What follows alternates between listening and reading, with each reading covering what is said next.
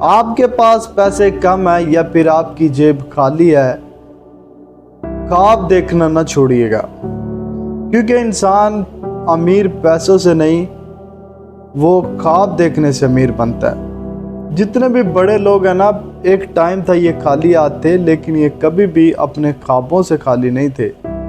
یاد رکھیے کہ غربت جو ہے وہ خواب دیکھنے سے نہیں روکتی۔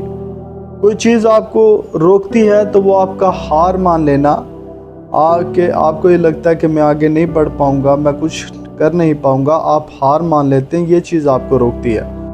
مستقبل ان لوگوں کا ہے جو اپنے خوابوں کی خوبصورتی پہ یقین رکھتے ہیں کہ ہاں میں اپنے خوابوں کو پورا کروں گا، میں ان کو کیری کروں گا، اس کے لیے ایفرٹ کروں گا۔